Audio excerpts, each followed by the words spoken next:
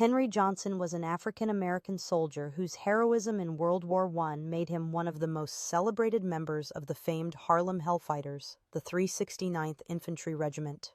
In 1917, Henry was living in New York. He was working as a porter when he decided to enlist.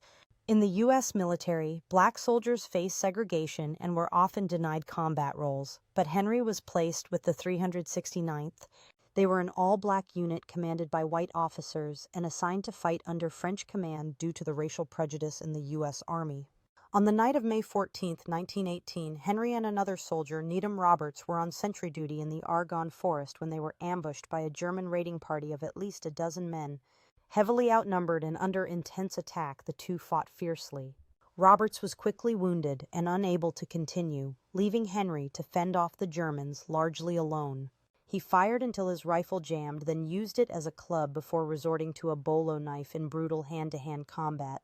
Despite being shot and wounded multiple times, he killed several enemy soldiers, prevented Roberts from being taken prisoner, and repelled the raid. His courage saved his comrade in the position. For this act, the French awarded him the Croix de Guerre avec Palme, one of their highest honors, making Henry one of the first Americans to receive it. Despite this, his heroism went largely unrecognized in the U.S. after the war. He returned home to parades but soon fell into poverty, and his injuries left him unable to work. He died in 1929 at just 32 years old, largely forgotten by his country. It would take decades before efforts to honor him would succeed. In 1996, he was posthumously awarded the Purple Heart, followed by the Distinguished Service Cross in 2002.